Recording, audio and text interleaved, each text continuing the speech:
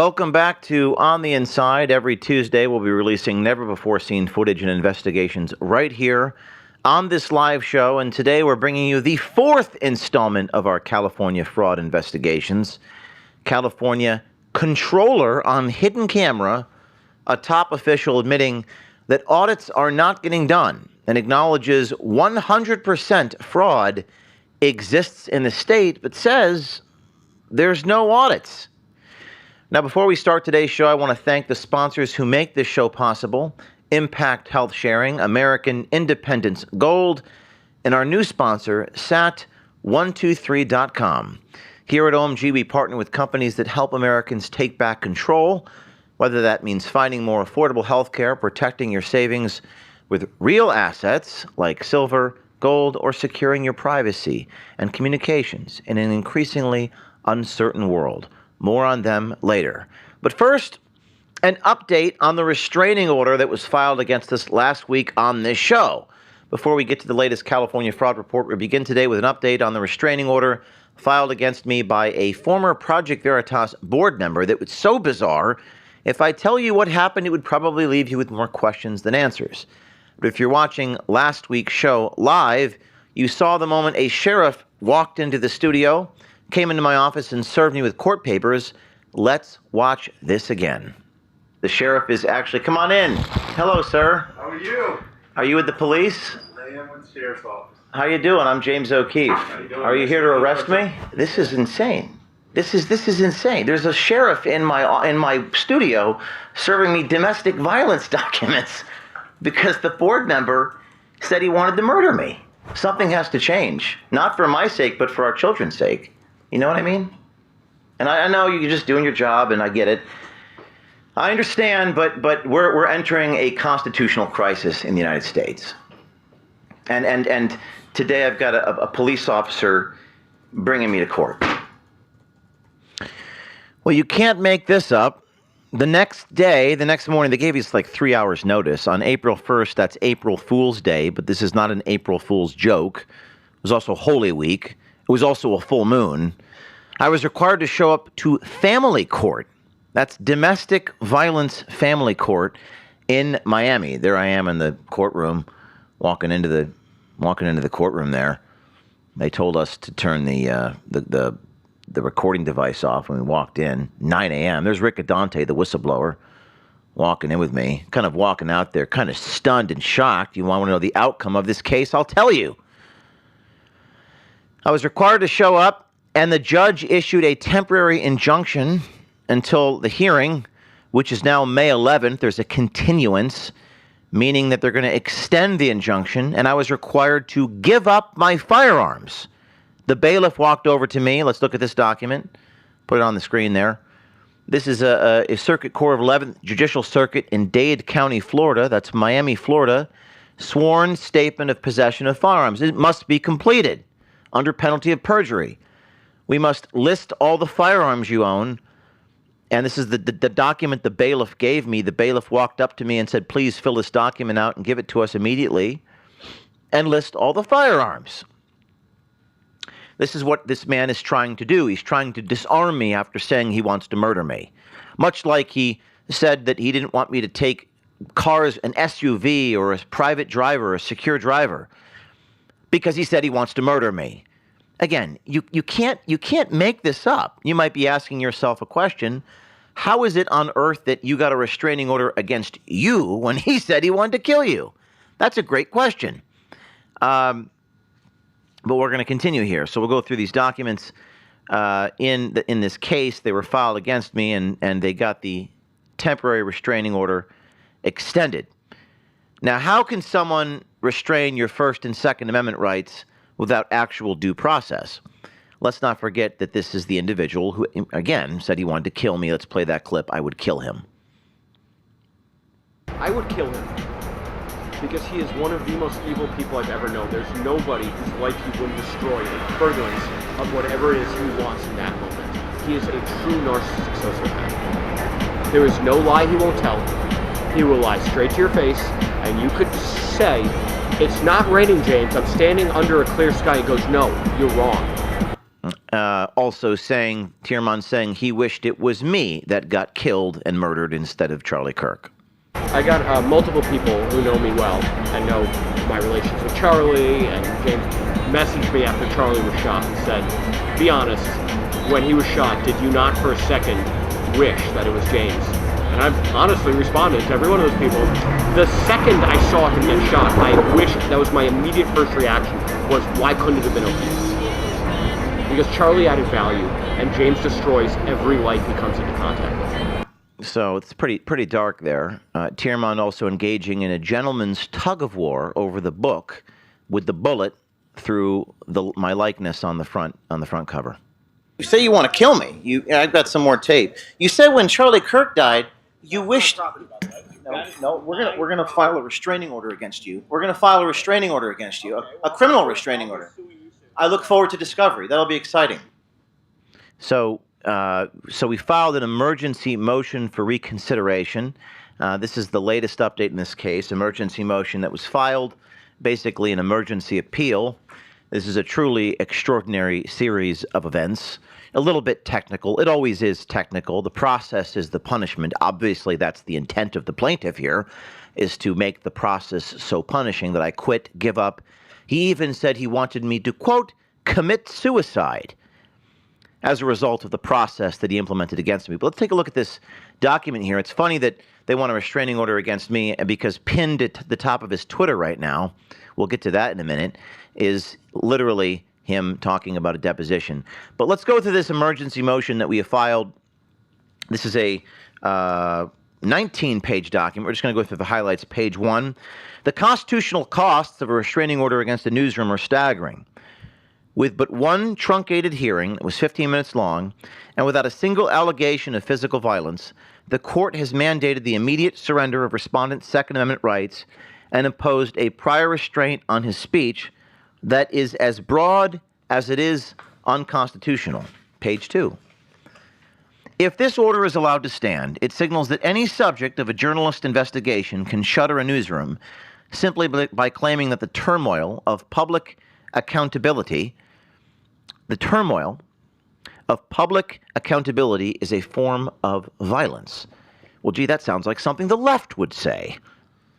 It's fascinating, psychologically fascinating. When you hold the mirror up to darkness and you hold the mirror, let's go to page 4. I'm bringing you through the highlights of our emergency appeal against a restraining order against our newsroom from talking about the topics of our investigation. The temporary restraining order, TRO means temporary restraining order, issued by this court functions as a sweeping and unconstitutional prior restraint that criminalizes the defendant's protected journalism. It gags them from engaging in the core news gathering necessary to report on matters of public concern. This includes reporting about Tierman, a public figure of notoriety. Tierman is not restricted from continuing to speak out about Mr. O'Keefe. He has a post pinned atop his page where he links to his deposition in this case, where Tierman says he wants to, quote, eat my heart out, carve out my heart and eat it, akin to the scene in Indiana Jones. Page number 6. A prior restraint on speech is widely considered the most serious and least tolerable infringement on First Amendment rights. That's New York Times versus United States and Neer versus Minnesota. The United States Supreme Court expressly prohibits restraining orders against journalists, especially and prior restraint against journalists just because there's a mean comment about the subject of investigation.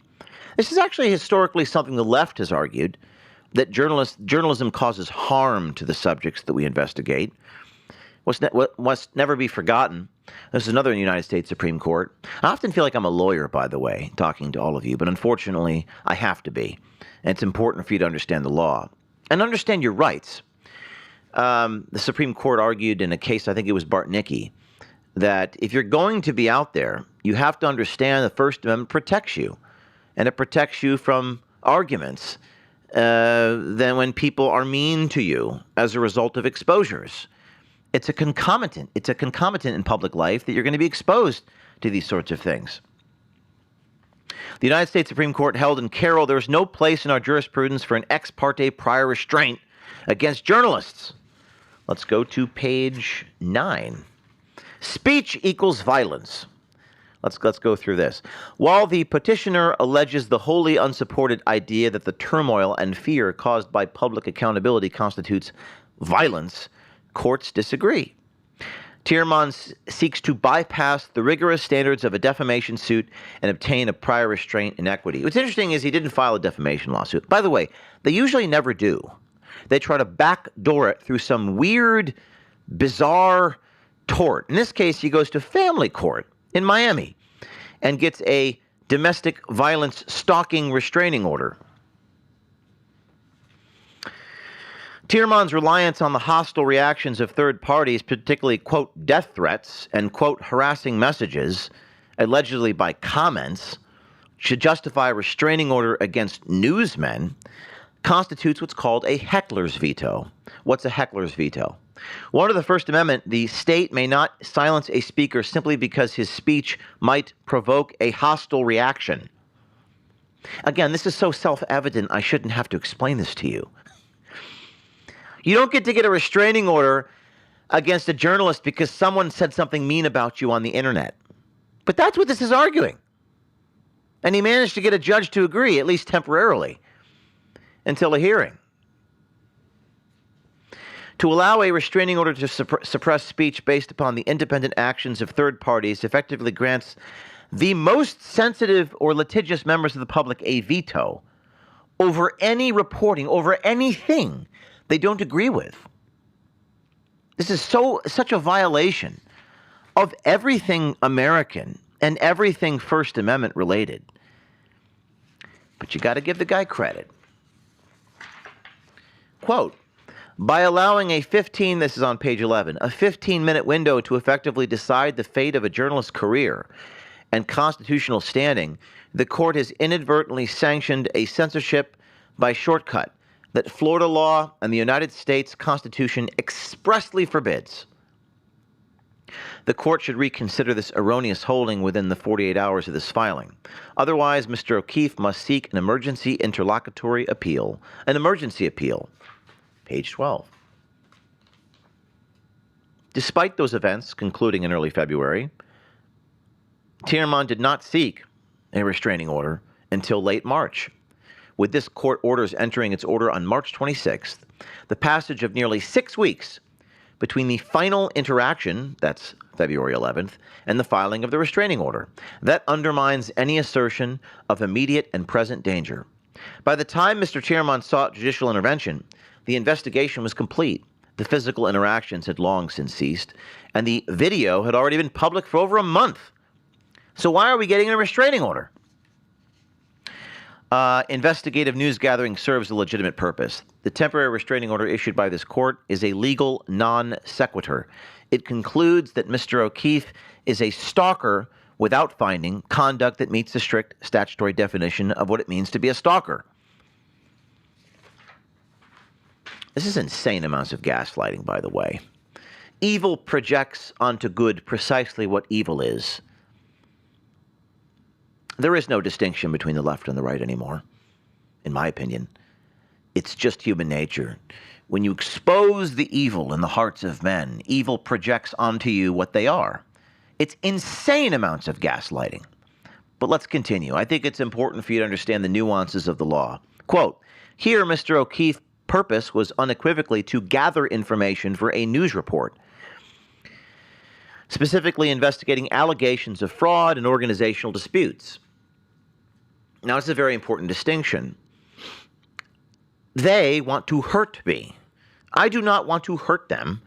I do what I do so the public may know. I'm going to say that again. We do what we do so that the public may know. We want people to know. It's a big difference between wanting to hurt someone and wanting the public to know about them, especially when the public has a right to know about them. This is one of the greatest public policy issues of our time, involving a big pharma, companies that, quote, could be sold to Pfizer, involving someone who wants to make $100 million to weaponize the money in politics, who got close to people like Steve Bannon and Tucker Carlson and James O'Keefe, and argues that they were a confidential informant to the Southern District of New York, i.e. FBI, in order to hurt them. In order to hurt them. He wants to kill me. It's a big public concern. And we do it so that people may know. But the process is the punishment. And that's what dissuades people from doing it in the first place, isn't it? Quote, this turmoil of being held publicly accountable for his actions as a board member of Project Veritas, perhaps one of the most prodigious journalistic organizations in the world from 2010 to 2023, is an occupational hazard of public life. Turmoil is an occupational hazard of public life. And Florida law makes it clear that you don't get restraining orders against people for that. Page 15. If you're just tuning in, we're going through my emergency appeal against the judge requiring me to surrender my firearms because I did a news report on someone and someone said something mean about them on the internet. Quote, a slew of death threats flooded into Matt Tierman's mailboxes. The petitioner attempts to attribute these images directly to Mr. O'Keefe, claiming that by posting the video and revealing the contact information, he, quote, caused these messages to be communicated. Wow. Caused these messages to be communicated. And page 16. The First Amendment protects the dissemination of information by a publisher, even by third parties reacting poorly. Again, common sense. Ultimately, this petition is less a plea for protection and a more strategic kill switch designed to shutter a newsroom, to shut me down, to get me to quit, to get me to commit suicide. He wants me to commit suicide. Those are his words. Against a public figure who has long occupied the spotlight, seeks to transform a shield for victims into a gag weapon against the press, resting his entire case on a stale 6-week-old interaction. Signed, Mark Reiner, Esquire, West Palm Beach, Florida. Emergency injunction. Emergency appeal. And we have some of the mean tweets. Now, some of these mean tweets or posts, whatever you want to call them, are they on the screen, producer? There they are. You know, making comments about his religion. I don't really care what his religion is. These are the things that he put in his restraining order. I don't care whether he's a Buddhist, a Christian, or Jewish. That really doesn't matter to me. But because other people are mentioning his religion, somehow that means that I get a restraining order against me? So we're going to bring on First Amendment litigator Benjamin Barr. Is Ben on the phone? Joining us now is attorney Ben Barr of Barr Klein. Ben focuses on constitutional law. He's probably one of the best First Amendment constitutional litigators in America. In full disclosure, Ben represents me on certain cases before the Ninth Circuit Court of Appeals on the two-party consent law and on the various strange torts in Washington, D.C., our nation's capital. When they backdoor defamation law case against me, they use weird torts like breach of fiduciary duty and wiretapping, even though there is no wiretapping. Election law, political privacy, First Amendment law, and he's here to break down this latest update in this case, the First and Second Amendment implications. Hey, Ben, are you there? Hey, James, I'm right here. Glad to be with you today. Thank you, Ben. You're live. We have you for about 10 minutes. I've already read some of the quotes from this emergency motion for reconsideration in the 11th Judicial Circuit in Florida. If you could just give us your analysis of the situation. Yeah, well, you join a rare company of famous speakers who have faced exactly the situation you're in today, and that is when someone is an effective journalist, a dynamic newsman, and he gets out there and he gets at uncomfortable truths, those who've been covered will use every tactic available to try to censor and shut up that truth-finding process. And so we talk a lot about prior restraint in the motion that we filed. So I'm associated with Mark, and we're going to be pushing this case forward.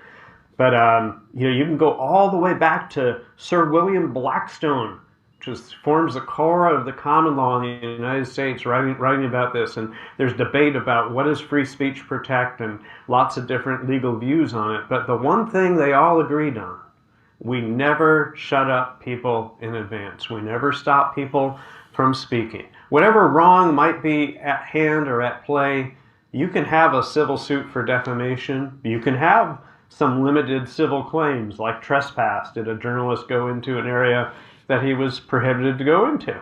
But what we don't do is shut people up. And fortunate for you, James, in all of these cases, like New York Times versus the United States, that's the Pentagon Papers case, that restraining order was, that prior restraint was overturned. Near v. Minnesota, all the good cases we cited, each and every one, as well as Florida precedent, overturned, overturned, overturned. And it is unfortunate. It's a use of the process to seek out a very low court, family court in Miami, and to not have your rights immediately recognized. So our job right now, we filed the motion for reconsideration. We give that time window and the judge an opportunity to respond and to correct herself. And if not, then we push forward with an emergency appeal. But happy to go through issues one by one with you if you'd like. Well, I mean, this anti-slap, I know that in the courtroom, the attorney, Mark Reiner, mentioned anti-slap. We're not sure, based upon the court transcript, if the judge was familiar with what that actually is. And maybe to give grace to the judges because it's a family court, not a First Amendment court or a superior court, to maybe just walk through with the slap issue. First of all, what the slap means and what that's going on there. So many states have what are called anti-SLAPP laws. SLAPP is a strategic lawsuit against public participation. So what states recognize is that oftentimes the powerful, those in government or those who are extremely wealthy or powerful, will use frivolous litigation to shut down your ability to speak. And they have no claims or no basis in the law, but if you're an average citizen and you're facing millions of dollars, hundreds of thousands of dollars in legal fees, you're just going to shut up and pack it in and get out of town.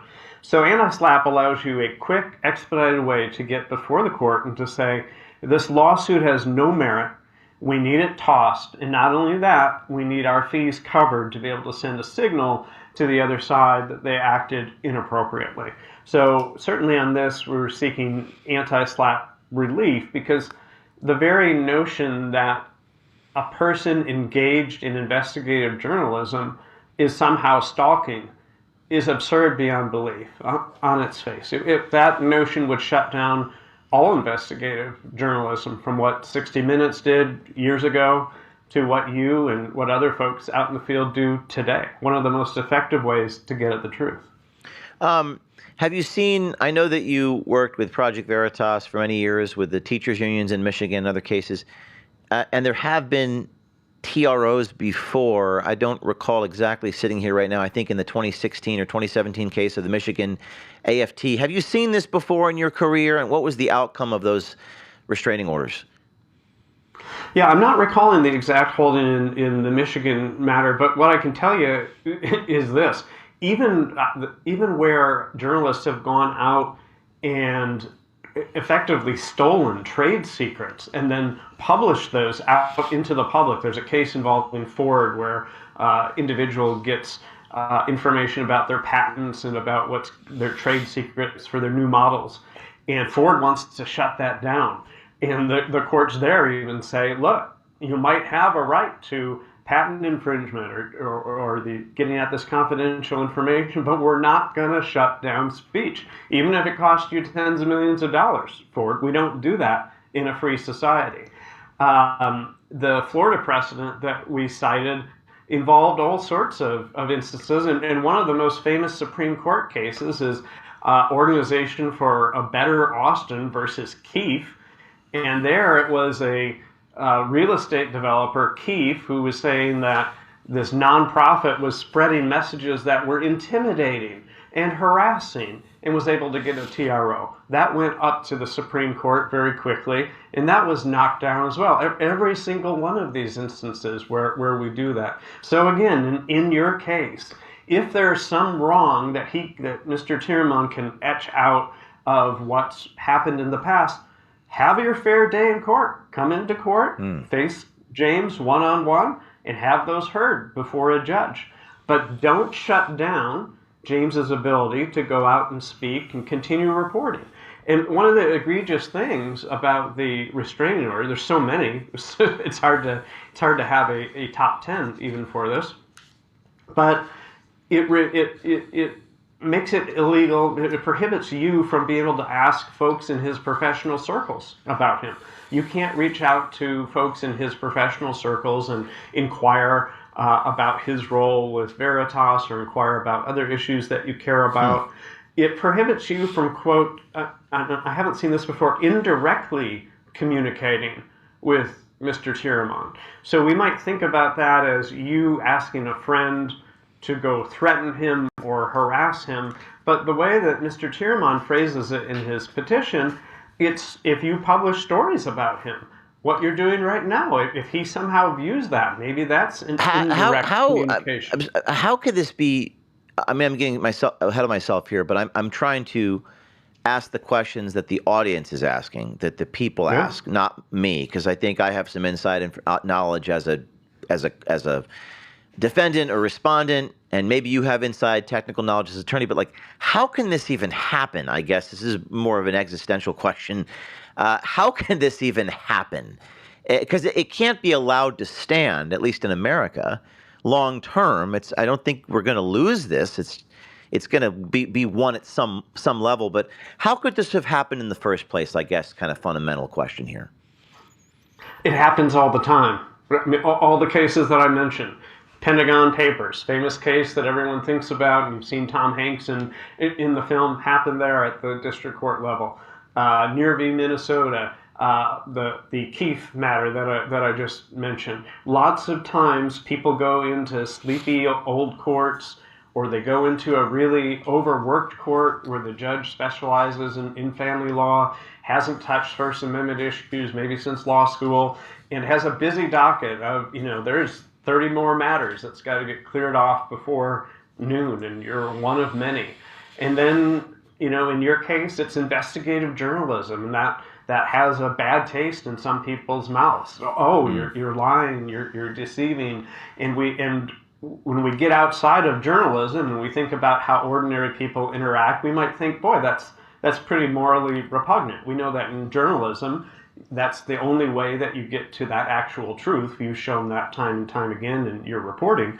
But sometimes people confuse those things, and they're just sort of left with a bad emotional feel. Now, court shouldn't be a place where we go in and trade feelings and have a heart scale of some sort, but that can happen. Yeah. And so, fortunately, we have ways to be able to do what are called interlocutory appeals. What does that mean, interlocutory appeal?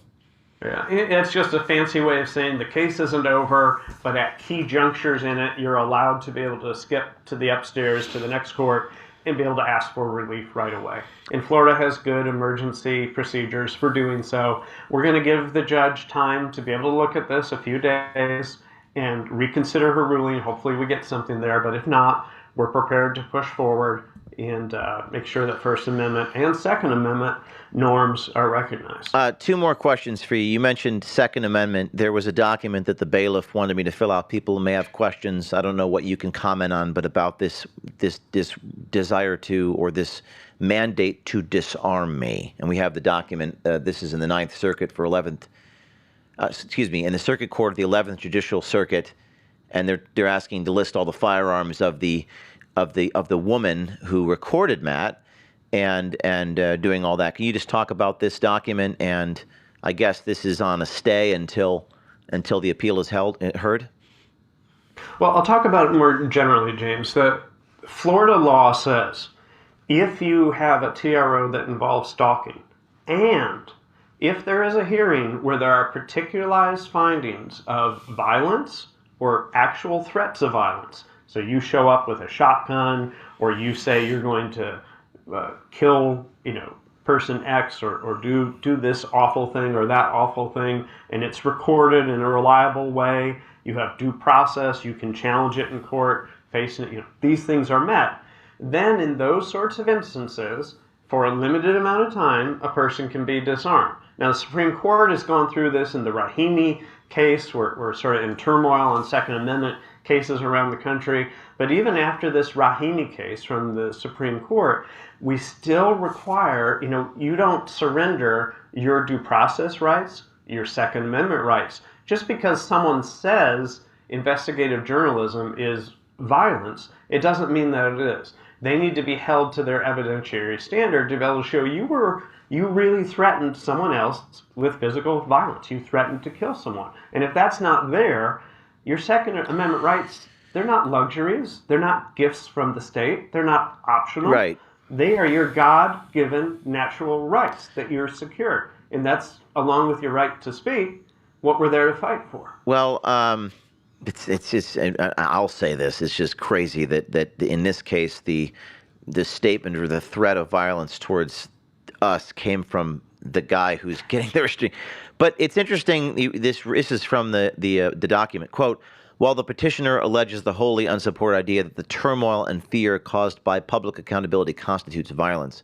That's something that I've seen for about a decade, Ben. And you worked as an attorney with Project Veritas with me, and it was this idea that speech equals violence. This is a thing that's, what's interesting is now it's coming from someone of the right as well. I don't think it's an ideological argument. It's almost like an emotional argument, but it's kind of central to this case, which is the idea that you say something true or you expose something real, like fraud or corruption or abuse or whatever the case may be, and then the individual that you're exposing who engaged in that practice is subject to mean comments on the internet, right? And maybe even some of those comments might be threatening.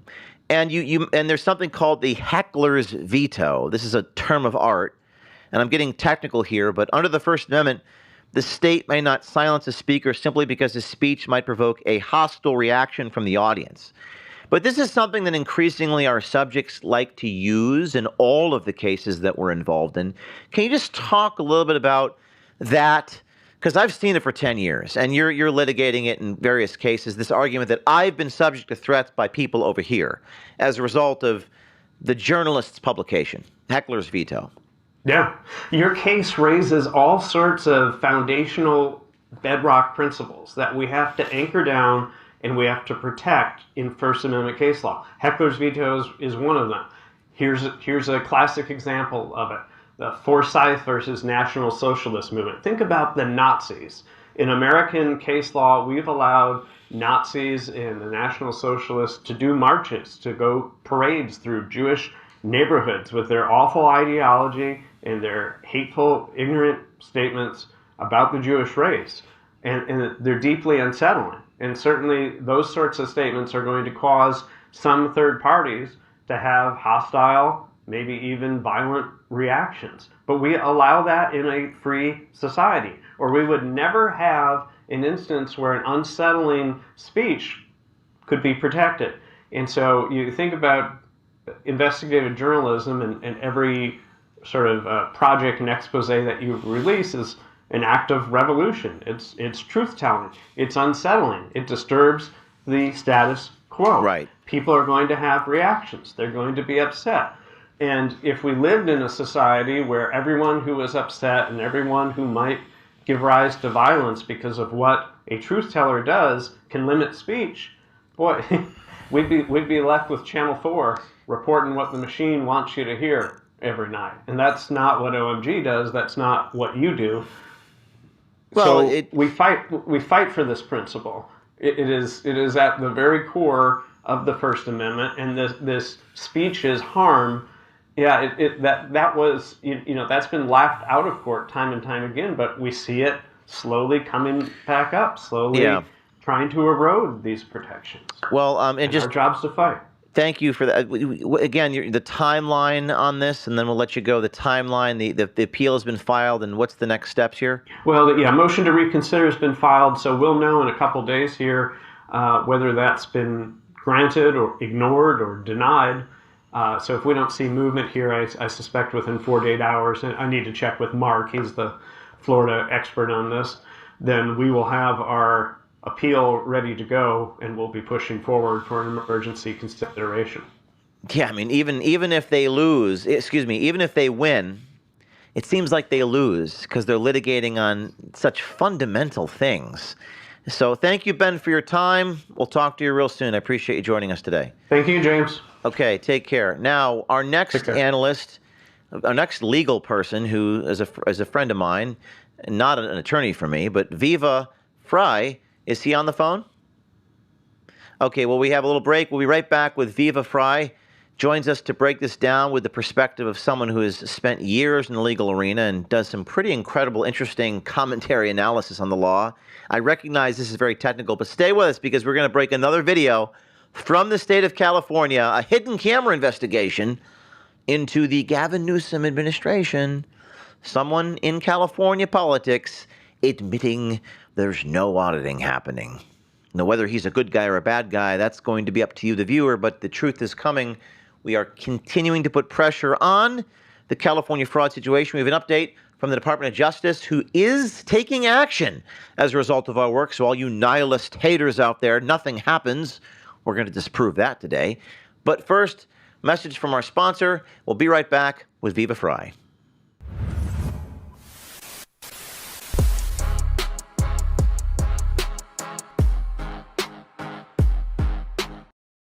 My team and I spend most of the time on the road living out of a suitcase. I spent most of the year traveling the country, including internationally on the weekends, exposing corruptions, holding the powerful people accountable from Sweden to Finland to Minnesota to Los Angeles and Davos, Switzerland. And when you live that kind of life constantly on the go, you start paying close attention to your health and the systems that are supposed to take care of it.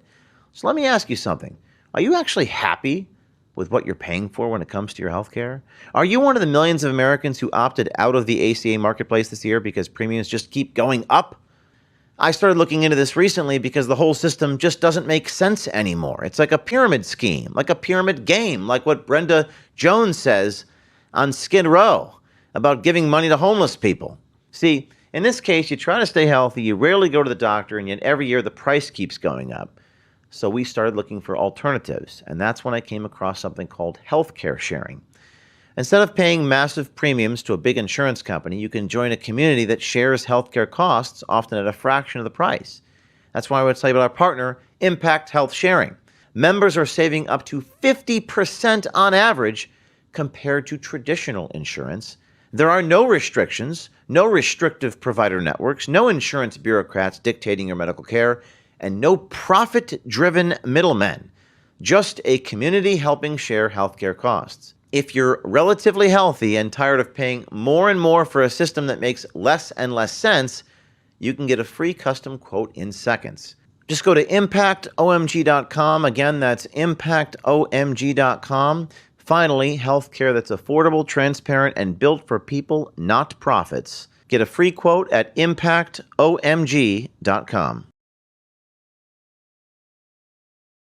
When I'm out in the field exposing corruption, meeting with confidential sources, I think a lot about privacy, security, and staying connected when it matters most. In fact, I was just in the field in Los Angeles. I had to go inside someone's home, and no one could hear what I was talking about. I didn't want anybody to know what I was doing or where I was. I put my phone into one of these bags. Remember, your phone is constantly broadcasting signals about where you are and what you're doing. GPS, Wi-Fi, Bluetooth, RFID, and all of it depends upon cell towers that can go down at any moment.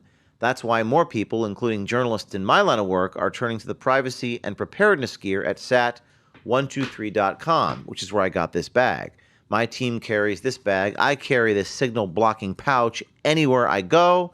I put my phone inside of it. I zip it up. It blocks cell signals, GPS, Wi-Fi, Bluetooth, and RFID. And when my phone goes inside, it's completely cut off from the outside world. No tracking, no remote access, no unwanted signals. Sat123 also makes Faraday backpacks, backpacks with built-in pockets and level 3A ballistic protections. Your electronics stay secure. The backpack itself adds another layer of protection if you ever need it. And when it comes to communication, nothing beats a satellite phone.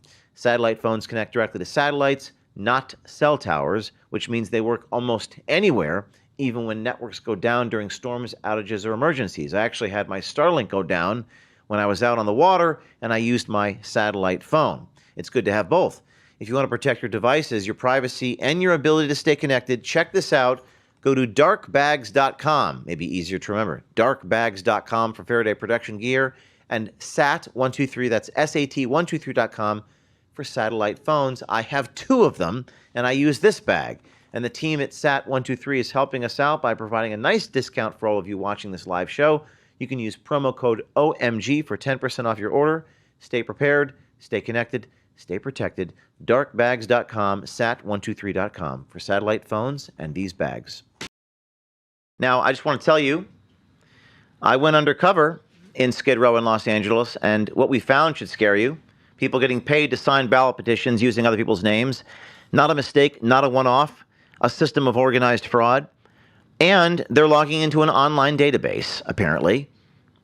And we're going to have some arrests soon. Don't believe it? Watch. The Department of Justice can't necessarily tell you what they're doing, but I can tell you what I'm witnessing. So if something that important can be manipulated that easily, what else can be? It's not just elections.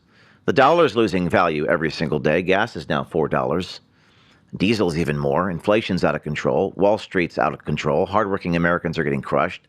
That's why we partner with American Independence Gold, a veteran-owned company helping patriots protect their savings.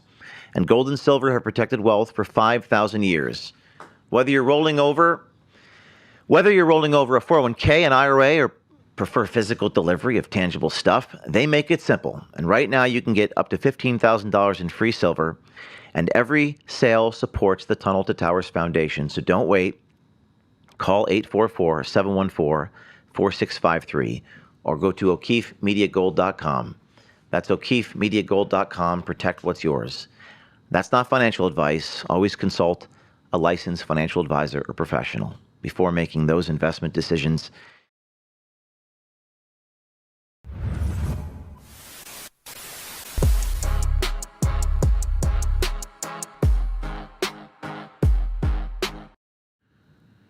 Well, we're back. Joining us right now is the one and only Viva. And Viva, I don't know how to pronounce this word. Is it Frei or Fry or Frey?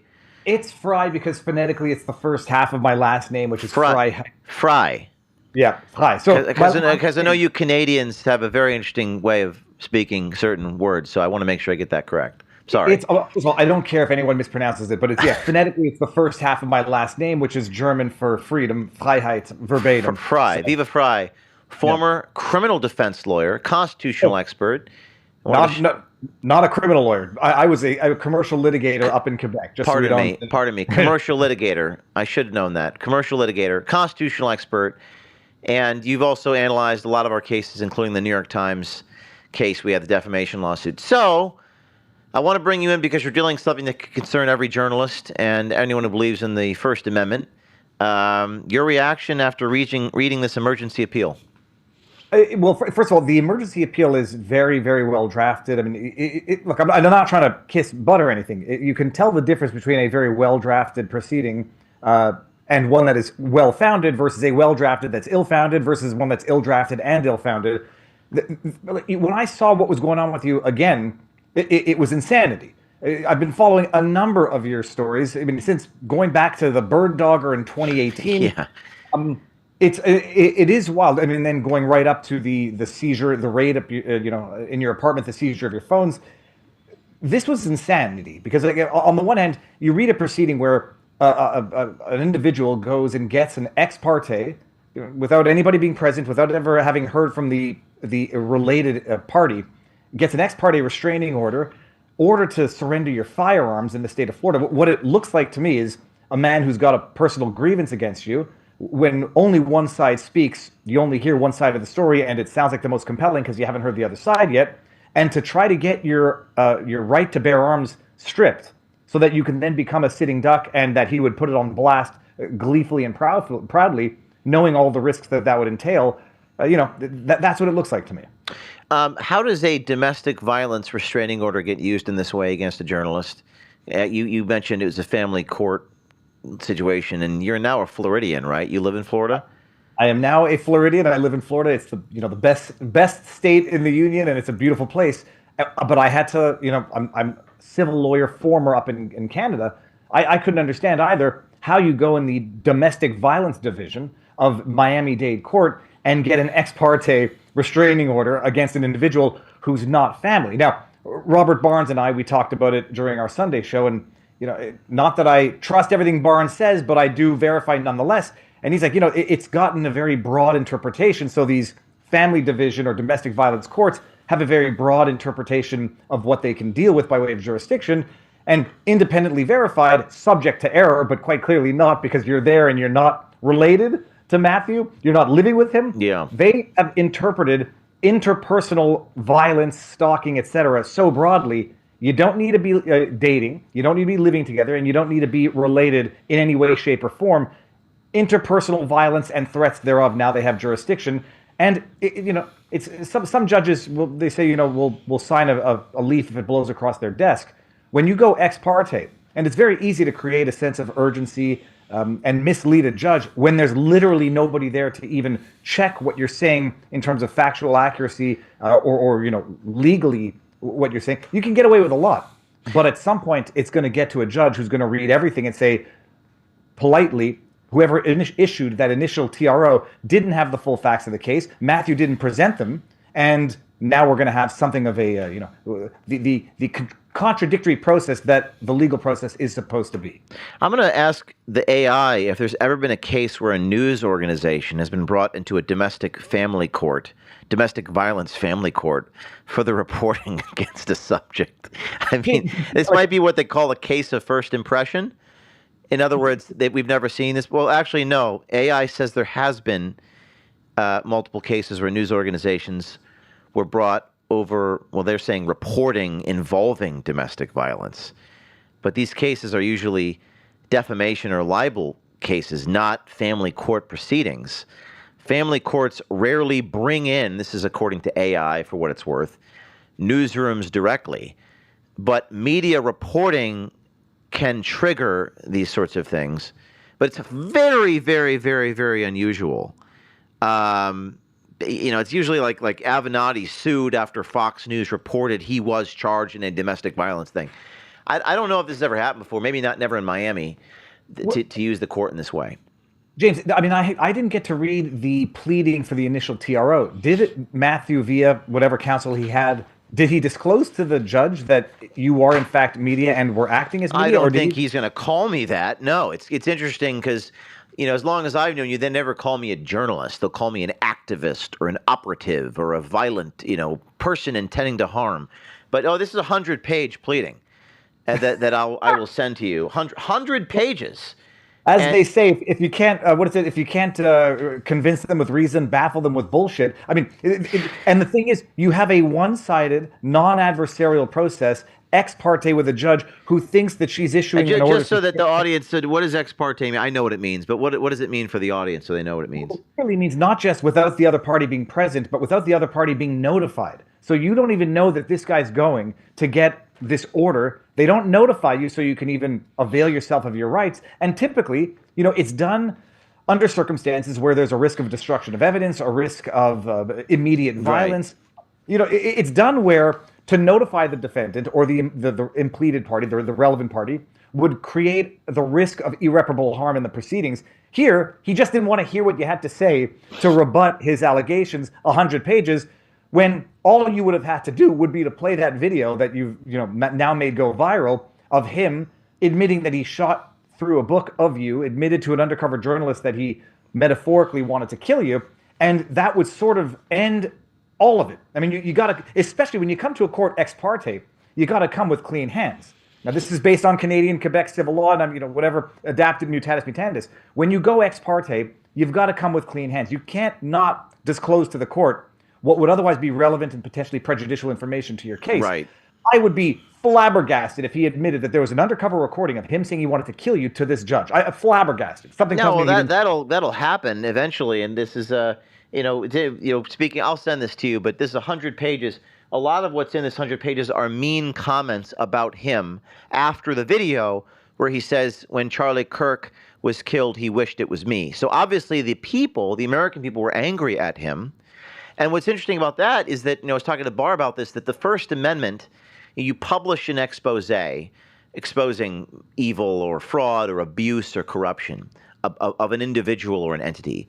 and then people get angry. They get righteously indignant at that individual. But the publisher isn't liable for for mean comments James, by third parties. That's called a heckler's veto under the law. But that's what seems to be happening here. well, but and I hate to be conspiratorial, or you can call me Alex Jones all you want. I wouldn't be shocked if any of these or some of these alleged threats are, sent to oneself. The old expression, throw a brick through your window, say you've been attacked, and then fundraise the heck out of it. And we're sort of seeing it also. Presume you're following the Steve Baker, Shawnee Kirkhoff. I'm following capital. that, yes. Yeah, so where the defense files a motion in that case, and then the lawyers, the prosecution, allege that because of that motion, which disclosed an address which it shouldn't have, that the individual is now getting threats from anonymous accounts with whatever.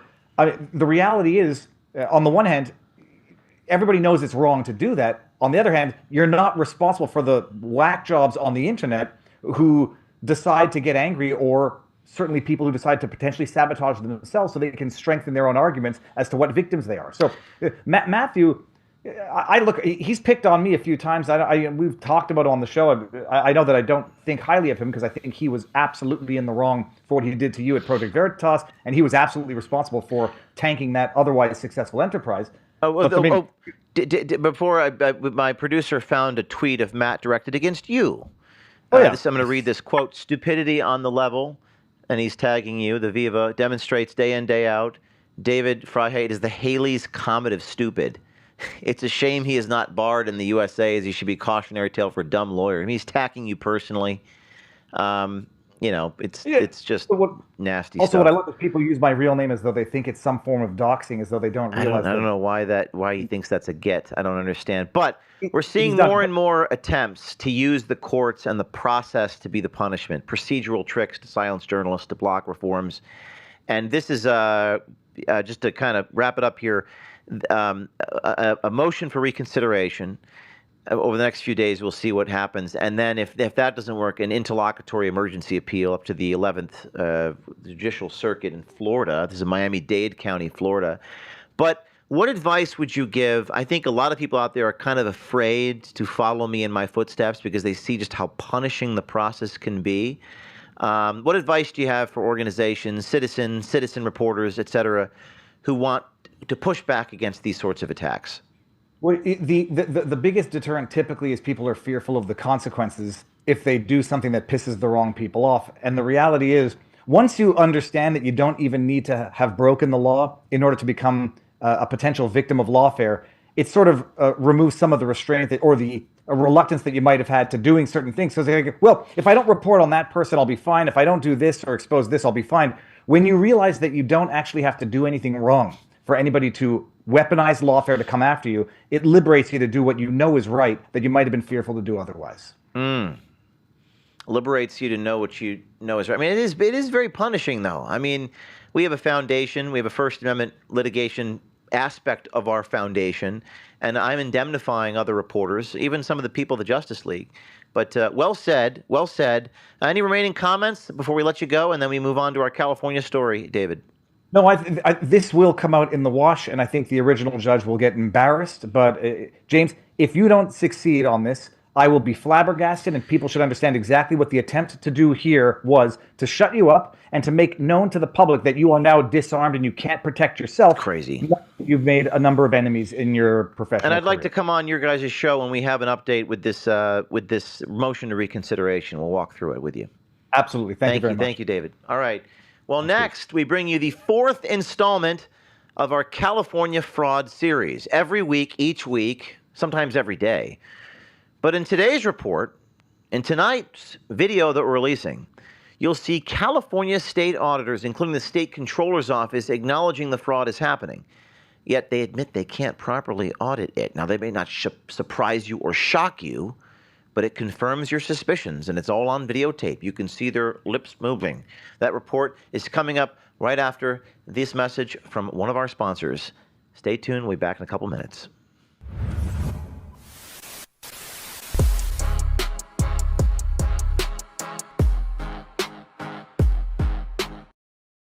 My team and I spend most of the time on the road living out of a suitcase. I spent most of the year traveling the country, including internationally on the weekends, exposing corruptions, holding the powerful people accountable from Sweden to Finland to Minnesota to Los Angeles and Davos, Switzerland. And when you live that kind of life constantly on the go, you start paying close attention to your health and the systems that are supposed to take care of it. So let me ask you something. Are you actually happy with what you're paying for when it comes to your health care? Are you one of the millions of Americans who opted out of the ACA marketplace this year because premiums just keep going up? I started looking into this recently because the whole system just doesn't make sense anymore. It's like a pyramid scheme, like a pyramid game, like what Brenda Jones says on Skid Row about giving money to homeless people. See, in this case, you try to stay healthy, you rarely go to the doctor, and yet every year the price keeps going up. So we started looking for alternatives, and that's when I came across something called healthcare sharing. Instead of paying massive premiums to a big insurance company, you can join a community that shares healthcare costs, often at a fraction of the price. That's why I would tell you about our partner, Impact Health Sharing. Members are saving up to 50% on average compared to traditional insurance. There are no restrictions, no restrictive provider networks, no insurance bureaucrats dictating your medical care, and no profit-driven middlemen, just a community helping share healthcare costs. If you're relatively healthy and tired of paying more and more for a system that makes less and less sense, you can get a free custom quote in seconds. Just go to impactomg.com. Again, that's impactomg.com. Finally, healthcare that's affordable, transparent, and built for people, not profits. Get a free quote at impactomg.com. Now, I just want to tell you, I went undercover in Skid Row in Los Angeles, and what we found should scare you. People getting paid to sign ballot petitions using other people's names. Not a mistake, not a one-off, a system of organized fraud. And they're logging into an online database, apparently. And we're going to have some arrests soon. Don't believe it? Watch. The Department of Justice can't necessarily tell you what they're doing, but I can tell you what I'm witnessing. So if something that important can be manipulated that easily, what else can be? It's not just elections. The dollar's losing value every single day. Gas is now $4. Diesel's even more. Inflation's out of control. Wall Street's out of control. Hardworking Americans are getting crushed. That's why we partner with American Independence Gold, a veteran-owned company helping patriots protect their savings. And gold and silver have protected wealth for 5,000 years. Whether you're rolling over a 401k, an IRA, or prefer physical delivery of tangible stuff, they make it simple. And right now you can get up to $15,000 in free silver, and every sale supports the Tunnel to Towers Foundation. So don't wait. Call 844-714-4653 or go to o'keefemediagold.com. That's o'keefemediagold.com. Protect what's yours. That's not financial advice. Always consult a licensed financial advisor or professional before making those investment decisions.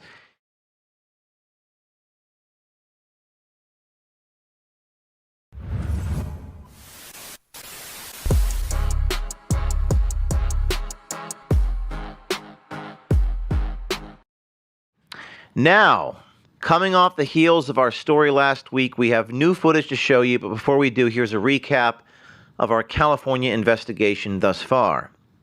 In part one of our investigation, we documented case after case of petition fraud on Skid Row, individuals handing out cash to homeless people in exchange for signatures on ballot initiatives. Let's show that clip. God, we're gonna give you $2. You gotta need 14 signatures. The petitioner, Brenda Brown, hands cash money to the homeless person, not only for signing the California ballot initiative, but also as payment for them to register to vote. Now, because you haven't registered, I need to register you so I can get paid too. I'm paying you guys, I need to get paid. That is a federal felony. And it didn't just happen once, it happened over and over and over again. We personally witnessed and covertly filmed this happening at least 28 times over the span of our investigation, and that is just in Los Angeles. Now, we even caught an instance of a Los Angeles Homeless Services Authority, LASA. This is the homeless industrial complex that you've heard so much about from Elon Musk and others. LASA employee directing our undercover journalists on where to find the fraud scheme while advising them to play dumb. We spoke to Kathy Linga, who says she's seen the people petitioning for money and teaches the prospective fraudster on how to use plausible deniability and to practice ignorance of the law as an excuse. Because I think I want to get him some little cash right away. They were giving out cash for him to sign petitions. Okay. So let me just have you meet Brian. That'd be if he great. can't help you, then go to the next, go to Skid Row and see if there's people out there with clipboards. With clipboards and see if they will give him the cash for the petitions. Yes. And do you think that's okay? I don't want him to get in trouble though. Do you think it's okay for him to sign? What I mean, you think that's legal? We don't even, if they say ignorance is no excuse for the law. But a lot of times I have to say I didn't know. I had no idea. Yeah. How would I know? I don't have a TV. I don't have a home. My cell phone only works half the time. How would I know that's against the law? And I can't afford a lawyer to ask. Oh, that would be what he should say. He should say. Yeah, okay, yeah. Somebody's offering you money and you're angry. Member of the homeless industrial complex, they're advising the would-be homeless recipient of cash in exchange for signatures to practice ignorance of the law. Unbelievable. Another individual identifying himself as being with LASA turned his camera on us, not on the fraud, but on us, and then pretended to be the LAPD trying to intimidate us. The people working in the homeless institutions started to record us. Got you on camera. Who are you? Why are you filming? Why are you filming us? Who are you? Who are you? Who are you with? Who you with? Who are you with? Who you with? Who are you with? Who you with? I'm with the LAPD. This man first falsely identified with the LAPD in order to intimidate me. Under California law, pretending to be a police officer is a misdemeanor. Why did you lie? Who's lying? You just said that you were the LAPD. No, I'm not with the LAPD. Well, that's what you just said 2 minutes ago. Literally. I'm with the LAPD. Who are you with? With the homeless outreach. What organization? Huh? What organization? LASA. What is it called? LASA. He reveals that he's with LASA. That's right, the same LASA, the Los Angeles Homeless Services Authority. What's interesting about that is that LASA is the organization which provides an overwhelming majority of the funding that Weingart Center receives. And LASA is the organization that Weingart has been failing to deliver their audits to. Fascinating, just the laws being broken, and then they intimidate police officers to intimidate the people from exposing the laws being broken in this circular vortex of corruption, fraud, and absolute darkness. The comment section saying nobody's held accountable. Oh, no. People are being held accountable. There's people being arrested. They will be arrested. And the Department of Justice is taking action. We have evidence of that coming here today on this program. If you hadn't seen it last week, we'll recap it for you and more. But you have to keep the pressure on. Now, this clip from this, and again, I'm recapping what we've done so far before we get to the auditor in California saying there's no audits being conducted. This is the clip from, this is showing homeless forging names and signatures of registered voters in exchange for cash. So do you want to sign? I'm Joseph Albright. Okay. First name? Joseph Albright. Fraudulent petitioners on Skid Row are now paying the homeless to forge names, forge addresses, and forge signatures of registered voters. So I'm going to give you your address to write. Oh, okay. Directions? Okay, yeah. Robert. Quickly becoming a widespread scheme that can be found on almost every street corner in downtown Los Angeles. Guys. So this is an incredible expose. What is it going to lead to arrests? In the comment section, you see, imagine if Edison stomped on try 9,999. The nihilism is unbelievably counterproductive. And you're right. So we didn't stop there. We worked to verify whether the names being used were tied to real people. We even spoke to those people. In one case, we confirmed the address was real, and that election mail from a voter named Vicky was still being delivered to that address 9 years later, even though the person didn't live there anymore. We find thousands of names and addresses of registered voters being handed out to the homeless on scraps of paper. Oh, cool. They pay you? How much? Oh, what name you have there? You're Vicky, huh?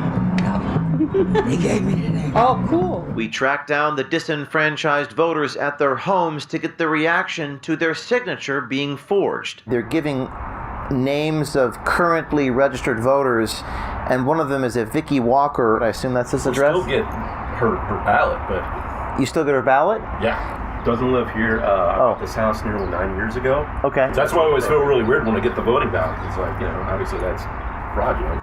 And then, next, we revealed that these fraudulent petitioners were not just making up names at random. They appear to be using an online voter database to pull the names of real registered voters and hand those identities out to homeless people, meaning this is a conspiracy. It's coordinated. It's not hearsay or circumstantial evidence. We filmed the guy doing it over his shoulder. We caught the petition fraudsters on Skid Row in Los Angeles on video accessing an online database of registered voters. This is the last name you're going to use. You're not going to use your name. I'm giving you a name to use, but you're going to use your first name. And giving names of registered voters from that database to the homeless to impersonate those voters and sign petitions in other people's names. He finished. Yeah. Committing felony election fraud and forgery, all for $3 apiece. All for $3 apiece because they're being victimized, the homeless people. They're desperate for a cigarette, for a bottle of booze. And when our undercover journalist confronted the founder of one of these petition companies, Tony Moore of something called One More Petition LLC, he made a stunning admission. There's a data app that they use too. SigValid.com. SigValid.com. You want me to tell you what the problem is? What is it? We catch people all the time doing fraud. The state does not prosecute. If there's no consequences to what you're doing, it doesn't matter. The guy who's in charge of the group echoing what I said that week, if there's no consequences, what does it even matter? During that same report, my team and I confronted some of these petitioner fraudsters on Skid Row, and we were violently assaulted, violently attacked. My producer was punched in the neck. Hey. I got you. I'm not from out here. I got you. Get out of the way.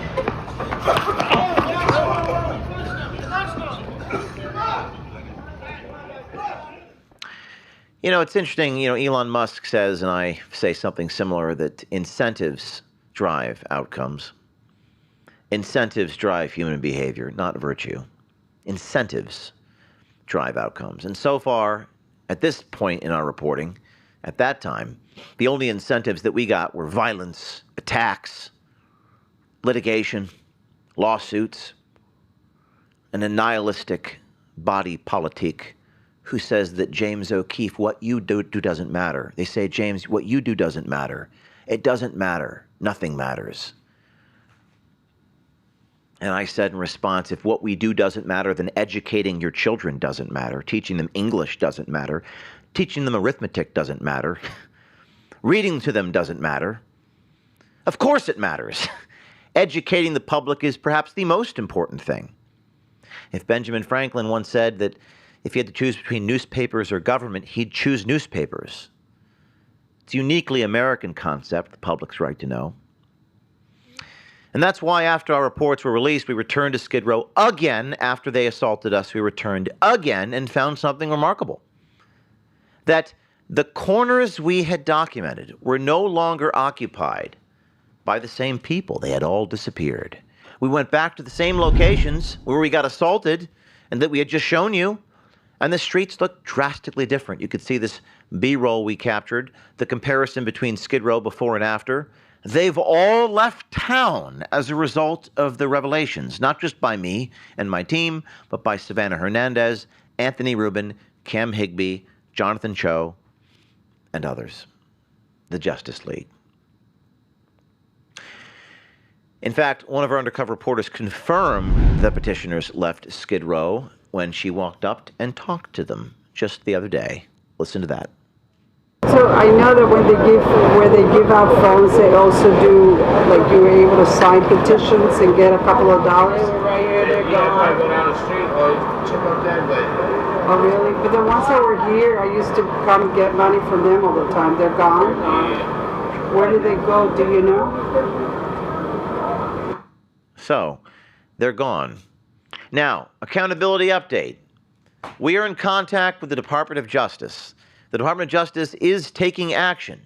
They've reached out to myself and members of my team, and we are cooperating on the record. It appears they're taking sworn statements. They're getting sworn statements.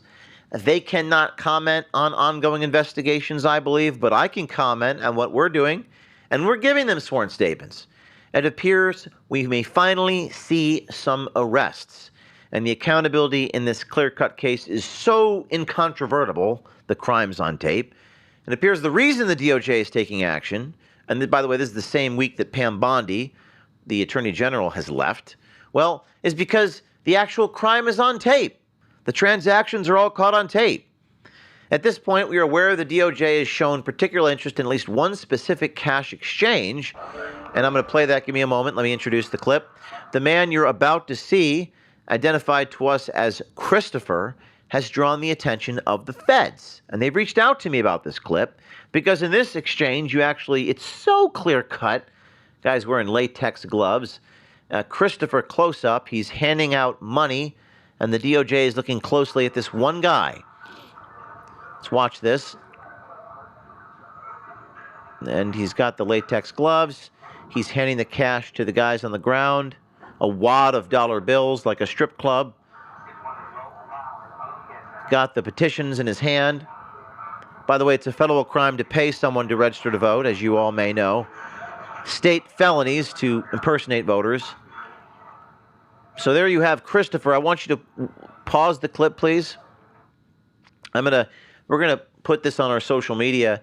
If you have information about this man, you can contact us at 914-491-9395 or email us tips@o'keefemediagroup.com. That's 914-491-9395. We're looking for who this Christopher is, last name, because we want some accountability. Now, I know what you're thinking. Well, that's not enough, O'Keefe. We need to arrest Gavin Newsom. Listen, I'm not here to arrest people because I don't like them. We're here to get the government to arrest people that we catch breaking the law. Big difference. And justice is about that. So we're looking for evidence of the whereabouts of this man. Put his face on the screen one more time. Christopher is his name. We'll get to Gavin Newsom's team in a minute. This is the mid to low-level people in California working in a conspiracy to hand out cash to forge signatures. We need accountability. Incentives drive outcome. Disincentives drive outcome as well. So we'll continue to follow this closely and bring you any new developments as they happen. We're going to force them to happen with the Citizen Journalism Justice League. Now, for today's release in our investigation, we tracked down nonprofit organizations receiving millions in taxpayer funding for homelessness services in California in honor of Mr. Nick Shirley, who did this magnificently in Minnesota and California. We followed in his footsteps, and we went to some of these NGOs, including something called Abundant Blessings. This is part of the homeless industrial complex, housing and services for the homeless. Abundant Blessings. So first up is this group, a 501c3 nonprofit based in South Los Angeles. The organization received tax-exempt status in 2019 and describes itself as a, quote, homeless housing and services organization with the mission to end homelessness by providing short-term and long-term housing. So we went there on the eve of this report to find out what they actually do. Let's play that tape. Visiting Abundant Blessings in Los Angeles.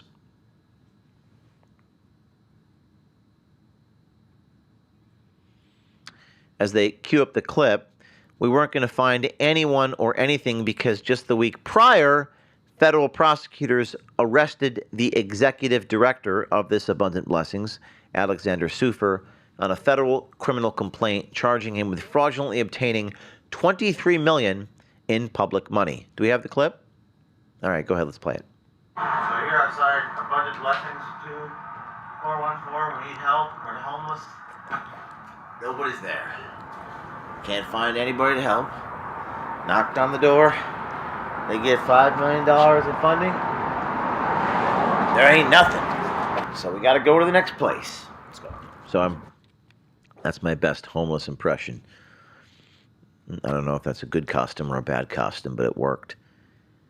The executive director arrested for $23 million in fraud. This is according to the Department of Justice press release. DOJ filed this year, U.S. District Court, Central District of California. These people are being charged. Wire fraud is what, according to the criminal complaint, Sufer used public money for a down payment on his $7 million home.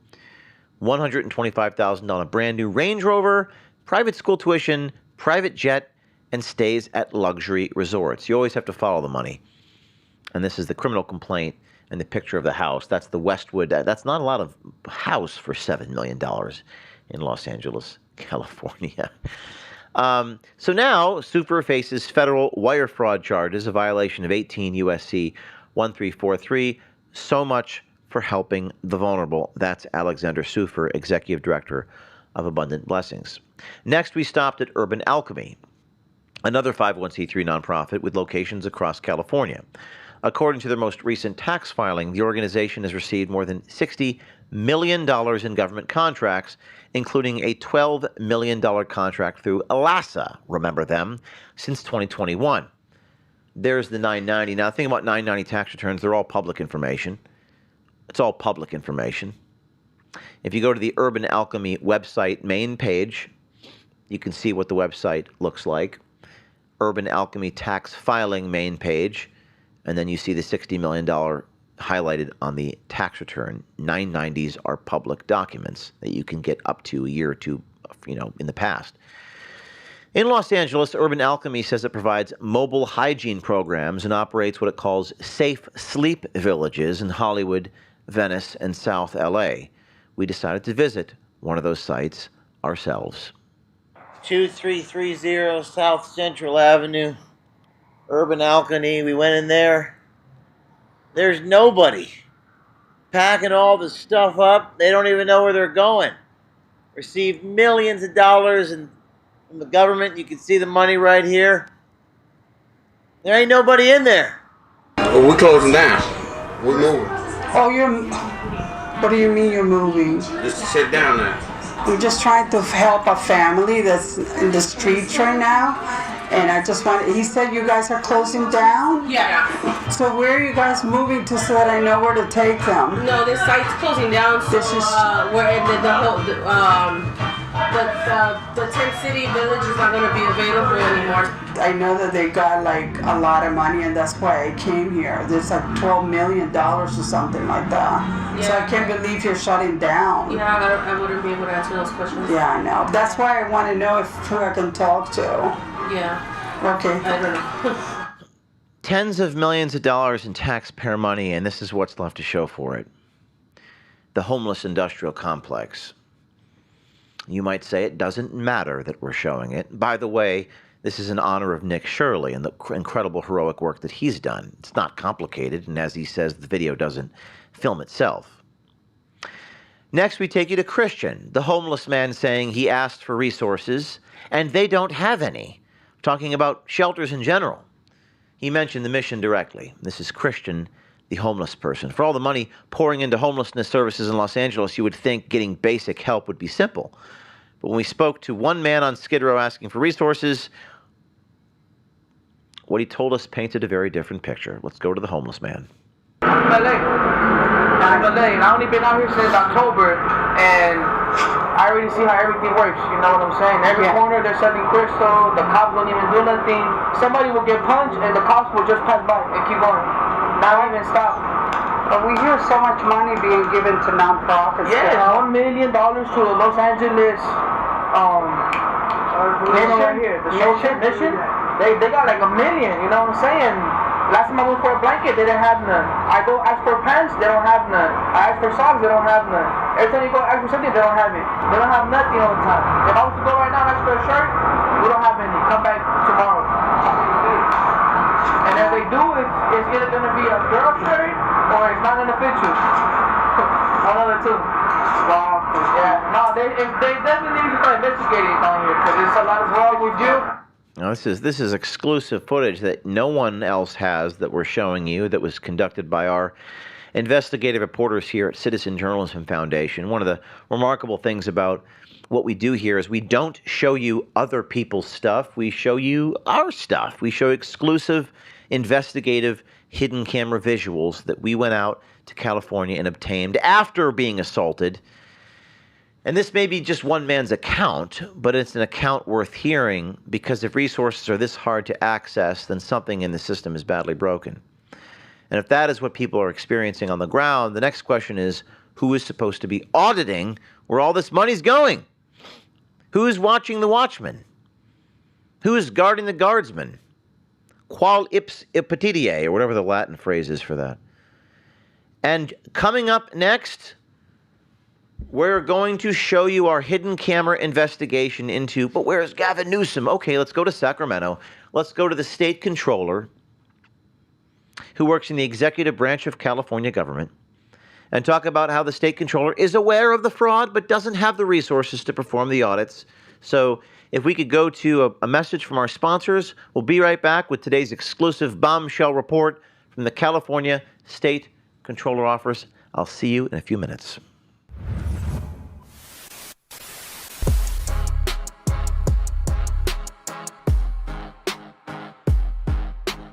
My team and I spend most of the time on the road living out of a suitcase. I spent most of the year traveling the country, including internationally on the weekends, exposing corruptions, holding the powerful people accountable, from Sweden to Finland to Minnesota to Los Angeles and Davos, Switzerland. And when you live that kind of life constantly on the go, you start paying close attention to your health and the systems that are supposed to take care of it. So let me ask you something. Are you actually happy with what you're paying for when it comes to your health care? Are you one of the millions of Americans who opted out of the ACA marketplace this year because premiums just keep going up? I started looking into this recently because the whole system just doesn't make sense anymore. It's like a pyramid scheme, like a pyramid game, like what Brenda Jones says on Skid Row about giving money to homeless people. See, in this case, you try to stay healthy, you rarely go to the doctor, and yet every year the price keeps going up. So we started looking for alternatives, and that's when I came across something called healthcare sharing. Instead of paying massive premiums to a big insurance company, you can join a community that shares healthcare costs, often at a fraction of the price. That's why I would tell you about our partner, Impact Health Sharing. Members are saving up to 50% on average compared to traditional insurance.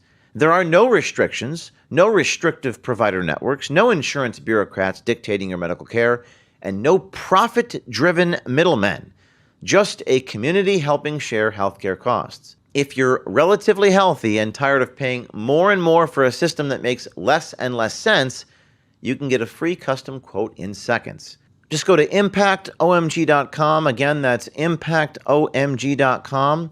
Finally, healthcare that's affordable, transparent, and built for people, not profits. Get a free quote at impactomg.com. Now, I just want to tell you, I went undercover in Skid Row in Los Angeles, and what we found should scare you.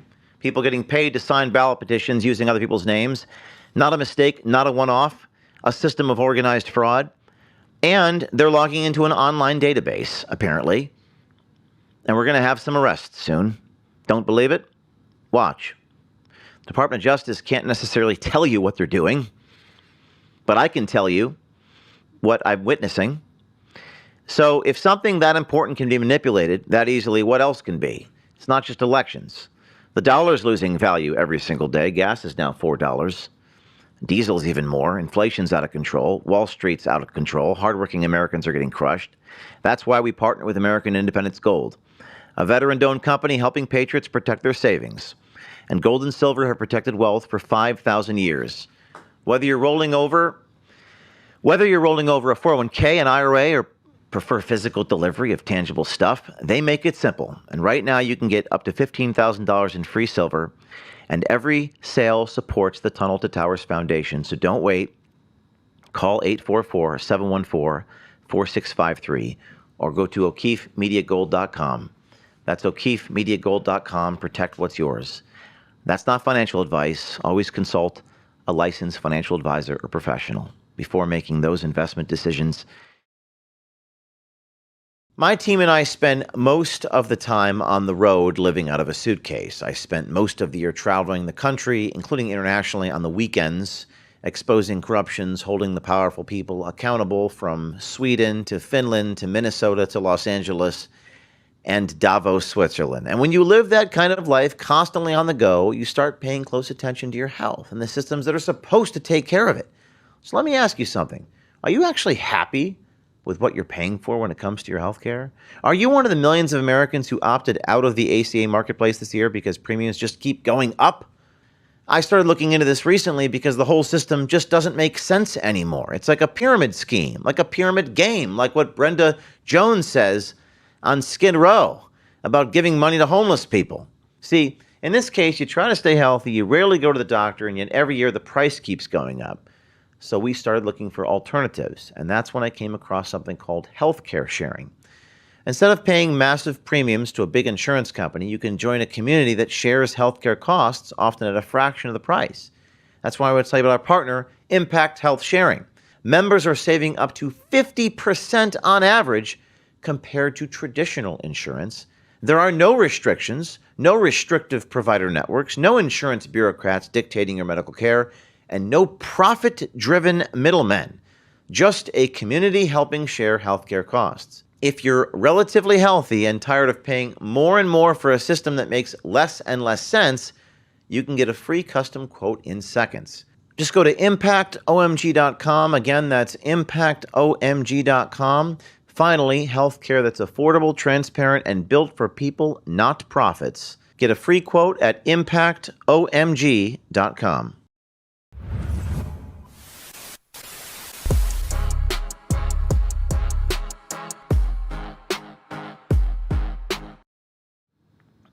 Well, thank you for being here, everyone. And today's exclusive investigation involves a member of the California State Controller's Office that he's aware of the fraud, but doesn't have the resources to perform the audits. This is out of Sacramento, California. Breaking news. The California Controller's top communications official admits that audits are not getting done, acknowledges 100% fraud exists in the state. We just can't conduct the audits. There is no statewide plan on homelessness. They, the California counties and cities, are asking for $1 billion this year. Let's roll the top. Do you feel there's fraud going on in the state of California? Everywhere. Where do you think? Cities, counties, special districts, hospitals, insurance companies. What are the plans to help with the homelessness? See, the thing is, like, there's no statewide homelessness plan. Cities, counties, and continuum of care are asking for more money. They're asking for $1 billion this year. How is your boss handling all that, especially with the fraud and the waste, and they're questioning you guys, right? It's funny because they haven't funded us to do those audits. Oh, so you guys aren't even doing any We're audits? we're not doing it. Why I are you tell guys her. doing the audits though? We did some of them that are required, but in order to be more proactive, it requires us to have more staff to be able to do those. And instead of funding us, they cut us. They keep cutting our auditing teams. She knows I'm here. Okay. She's like, oh, she knows you're here. Yeah, I told her, I'm like, I think I'm going on a date. She goes, how'd you meet her? I told her, and she was like, just be careful. Well, there you have it. The top. This is the state controllers in the state's chief fiscal officer. The state controller is the state's chief fiscal officer, but this office is not supposed to be a passive bookkeeper. They're in charge of independent audit authority over agencies spending state funds. Meaning if taxpayer money is being wasted, abused, or improperly spent, this is one of the offices Californians would expect to look. But one undercover journalist asked the California State Controller's press secretary, Bismarck Obando, why the State Controller's Office was not auditing state agencies more aggressively. The answer was striking.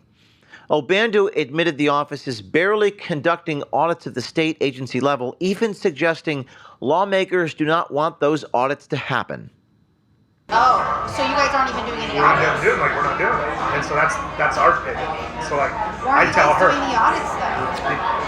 We did some of them that are required, but in order to be more proactive, it requires us to have more staff to be able to do those. And instead of funding us, they cut us. They keep cutting our auditing teams. The big one that we're doing now is the City of Stockton. City of what? City of Stockton. So it just depends on the jurisdiction and what they want us to do. But on the state agency level, like none of them want us to go in there and so you can't go in? We can if we have the staff to do it. And that's the question. It's like we need funding levels to be able to do it.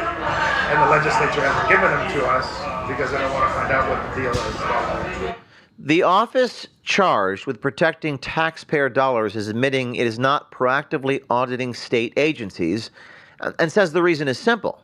They do not have the staff, they do not have the funding, and according to the controller's own spokesman, some in power may not want to know what those audits would uncover. But the admissions in our hidden camera report get worse. In the next exchange, Bismarck, from the California Controller's Office, acknowledges that fraud in California is not hypothetical. It is real. He says money is being overspent, accountability is lacking, and again, this is coming from the people who have the power to enforce accountability, and the audits needed to catch that abuse are simply not happening. Why? His answer, a lack of resources. Do you, with the fraud and everything about it, do you believe that there is genuine fraud going on within the state? Oh yeah.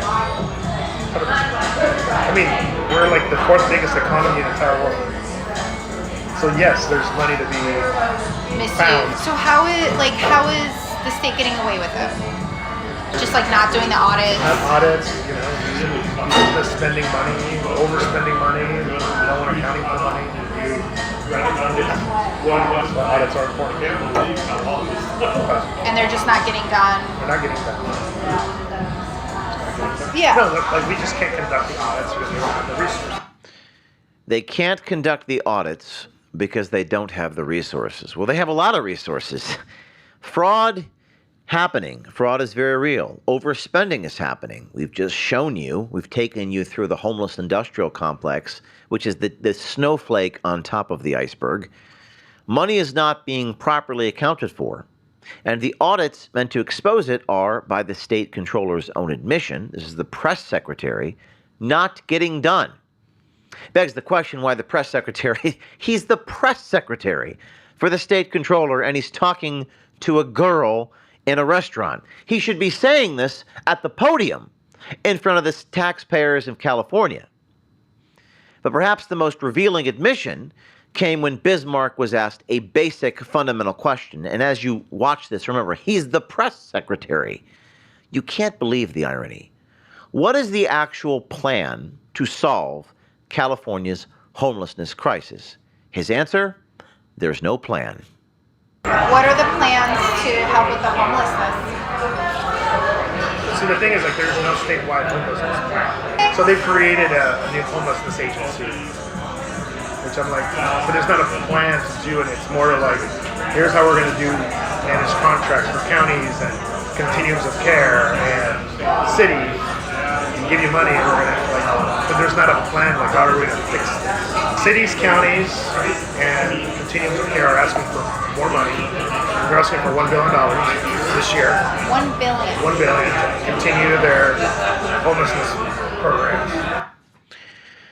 The plan, apparently, is to have no plan, is to keep funding this failure like a bridge to nowhere. But even when the fraud is caught, Bismarck in the California Controller's Office says there is often very little the state can do about it. Watch this. People got fired,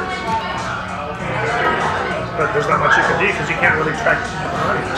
Once you cash the debit out, now what are you going to do with it? Like, you can't track the person down.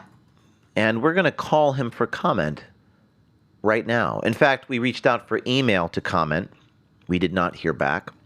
We're going to go ahead and call him right now, live on the program. You never know what's going to happen. Usually it's anticlimactic because no one picks up the phone and you awkwardly leave a voicemail, but we're going to go ahead and do that and see what he has to say. He is the press secretary for the state of California Controller's Office. Please leave me a detailed message. There he is. You got to double call it because sometimes you break through the do not disturb. the DND, you got to do a double call. Oh, man. Works half the time. Please leave me a detailed message and I'll get back to you as soon as I can. Thanks. Hi, Bismarck Obando, Press Secretary for the California Controller's Office. This is James O'Keefe of O'Keefe Media Group, Citizen Journalism Foundation, founder of Project Veritas. You're on video saying that the California Controller's top communications official, quote, are not getting done the audits. You acknowledge that 100% of fraud exists in California. You say we, that's you at the California Controller's Office, just can't conduct the audits. And you say there's no statewide plan on homelessness. So we'd like your comment. My question for you is really simple. Why not say everything you said to the rando in the restaurant in front of the American people, in front of the podium? If you are the press secretary for the Controller's Office, so why not just be honest? Give me a call back. Be a hero. Sit down with me. Blow the whistle. This is James O'Keefe. You've got my number. Thank you. We're going to go ahead and call his work cell. Apparently he has two different phones. One for the and one for the other. Okay, here we go. There's three different phones, I guess. We'll call all of them.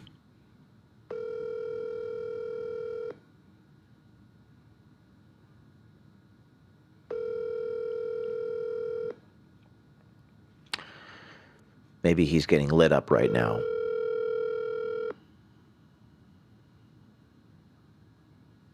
We're calling the California Controllers. Hi, you've reached Bismarck Obando, Press Secretary It's definitely for State him. Controller Malia Cohen. Please leave me a message and I'll get back to you as soon as I can. Or if you prefer, you can email me your press inquiry to Obando, that's B as in boy, OBANDO, at sco.ca.gov, and I will get back to you as soon as I can. Thanks. Hi, Bismarck Obando. This is James O'Keefe, the journalist. You're on hidden camera saying that there's no audits being done in the state of California. You're the press secretary for the Controller's Office. My question for you is, why not say what you said to the girl in the restaurant to the American people? The report is now live, and we're going to reach out to Cohen Malia. That's your boss. You can reach me at this number. I've emailed you. We're looking for your comment. You're on live television. Talk to you soon. And then we're going to try one more time his personal cell, which I will not give out to the people. But you are allowed to email him at the email address he just gave you. I'm not going to give out his personal cell over the air, though. You guys can email the state office email address he provided to you. Have you reached Bismarck? All right, it's the same. So we're going to call the boss. This is the controller, whose name is Malia. Is that right? Malia. Okay, I'm dialing the number for the controller, state controller of California. You never know what's going to happen on live television.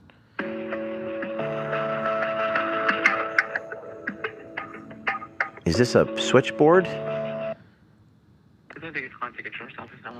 Hi, I'm looking for Controller Malia, California Controller Malia.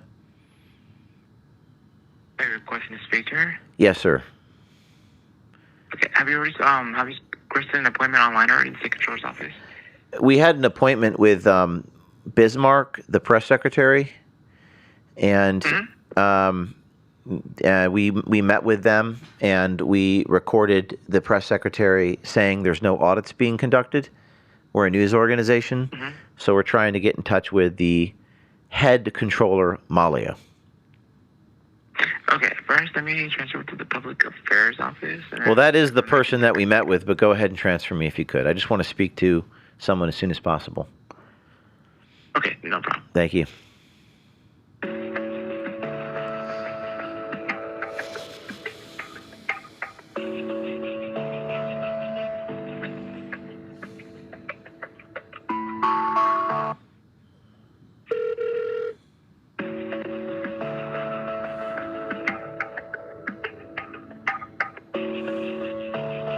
Some good music, actually. It's like 110 BPM. Is that 110? Doot. No, it's 100 BPM. It's like organic house music meets elevator music.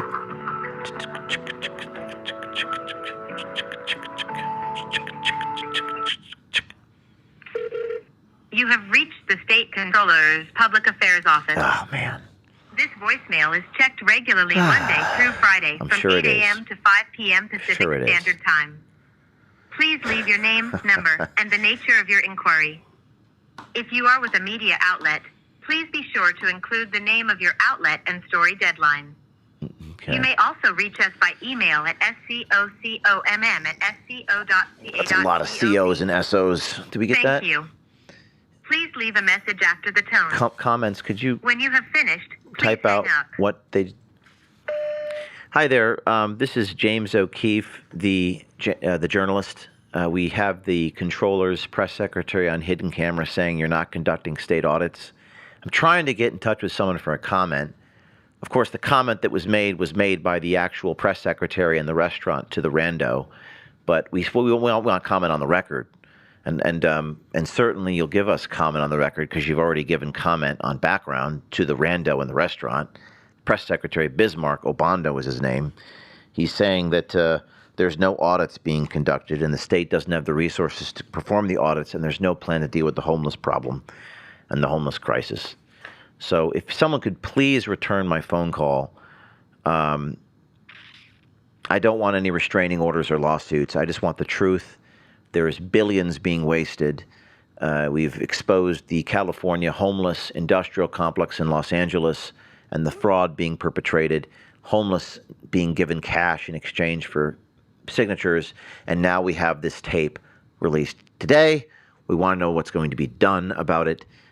Trying to get in touch with Controller Malia. Please call me. This is my cell phone. You have my email address. Thank you so much. Talk to you soon. Bondo. We're looking for Bondo. Good day. Okay, so we've reached out to the California State Controller's Office. We've reached out to Obando directly on his personal and cell phone. Ladies and gentlemen, this is what government bureaucracy looks like. Just being on a voicemail for 5 minutes. Bismarck is aware of the report. Why? Because we have a text message showing that he has read the message. We have a acknowledgement from him. It says read receipt on there. They're just ignoring our entreaties. So this is a developing story. And will they fire this man? I don't know. He doesn't appear to be a bad guy. He appears to just be the messenger, albeit he works for the institution, and the institution may or may not be bad. The taxpayer money can still disappear without a clear trail. So without accountability, our notion of freedom is just an illusion. And speaking of accountability, we do have an update from the Department of Justice. They're taking action. U.S. Attorney Bill Asalia is taking action. And we'll be publishing this report on the internet here shortly after the show concludes.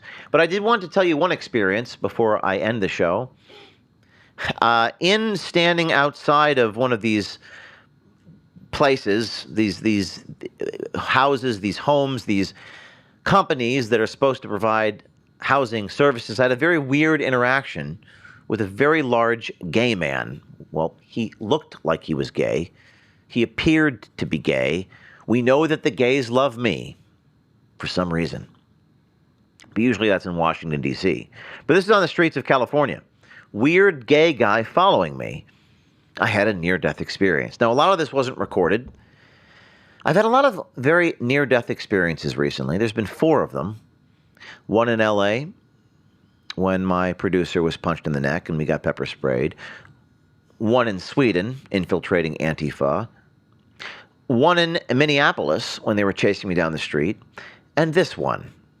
I don't know if the video is going to show everything I'm narrating, but can we put it on the tape, please? Put it on the screen? This is called First to Serve Incorporated. And I'm going to pause it as we go. We're going to pause it. I can go get some services. So pause. So we have a very awkward video from a hidden camera I'm holding. I'm a homeless guy standing outside this First to Serve, and there's nothing there. There's no evidence of any actual services provided. But as I'm standing there, this guy walks up to me, and it gets a little bit unsettling. So we're just going to play this tape. Hello, First to Serve. Hi, Mike. How you Jay, doing? you work here? No, I live in the street. Where you live? Where you coming from? I'm homeless, man. Are you? And you came all the way down here from where? Yeah, a few blocks away. Oh, you live over there? Are you by yourself here? Where you from? You from what? You not from Originally? Yeah. No, I took a wrong turn. You took a wrong time in California. You been out to the beach and stuff? Anyway, you never seen people here? No? So pause. So where you going? You need a ride? So pause. So I'm standing outside of this supposed NGO that's supposed to help people, and this guy will not leave me alone. And I was alone. And you might say, you should have had security. You're right. We got disconnected. It was undercover work. You know, I can't look at my phone because I'm in character. I didn't expect this weird character out of Pulp Fiction to show up and harass me for a long time. I couldn't get him off my case. I'm trying to talk about the NGO, which there's nobody there. It's empty. It's vacant. And now I got this weird guy, just so you understand the context, who just won't leave me alone and appears to want to abduct me. And I'm in character. I don't want to break character. So what do? So roll more of this interaction. You tired? I can give you a hot meal. Alright, well let me go talk to the Mexican. Which one? I can't give everybody no fucking hot meal. I don't want to be inconvenienced to you. You're not inconvenienced to me. Yeah. I just, you trying to make money and trying to get some money. I'm You trying work to for some money? The yard work or something? Yeah. You just This guy's, tired all right right, now? pause. No. This guy's trying to get me to, quote, do work for money. Whatever that means. This guy wants it. This guy wants it real bad. So I can't break character. What am I supposed to do? I don't want to run away. I have cerebral palsy. I'm going to limp away, and he's going to follow me. So it's it starts to get a little bit weird, and I start to feel a little bit, is it life threatening? I don't know. Sometimes the line that separates, death is very close in this profession. You're on the front lines. It continues. Again, we only have one angle. I apologize. We don't have multiple camera angles here. Strange, big, gay guy following me down the street. Standing outside of one of these homeless NGOs supposed to provide services. Keep going. But if you're not the police or nothing, are you? You're not the police or anything. Police? Yeah, police be around me everywhere. Really? Well, not everywhere, but procrastinating, thinking they're, I'm just trying to help if you want me to help, but if you don't, I'm fine. You want some food, right? Services, food. I'm just trying to Long get serious. I term. can help you get some serious help. I see people here, but it's not like where, I don't think they're. Are they working for this? I've never seen that. Alright. But I know where they are helping people. Where's that? It's on the next. You want me to take you? Yeah, where? It's just right across the street. I can take you. Yeah. Come on. I don't want to get in no car. I don't feel So then the guy comfortable. proceeds to try to get me in his car. And that is the last place that I'm going to go, is in this guy's car. I mean, that's like the scene. That's the scene with Bruce Willis and whatever the other guy's name is. Do we have that scene? Did you guys have that ready from Pulp Fiction? That is the last place that I want to go, is bring out the gimp. So, but I've got the limp, and I'm undercover in character, and I can't take out my devices. I'm in character, and I got people watching. Undercover on the streets of Los Angeles. Let's continue the tape. Tell me this, I don't know what's going on. You probably want to go back and talk to her. I don't know what's going But on. then, well, I talked to her, but how do I get there? It's like different way. I can't tell you like this. Can't tell me how to get there? I mean, it's up to you, but I just. You can't tell me how to get there? I have to show you. I mean, you might think I'm trying to help, do something about. I'm not trying to do anything. I'm just trying to help out where I can. You hear me talking, hillbilly boy? Appreciate that. Yeah. You said you're trying to find something to eat and lay down. Okay. How long you want to eat to lay down?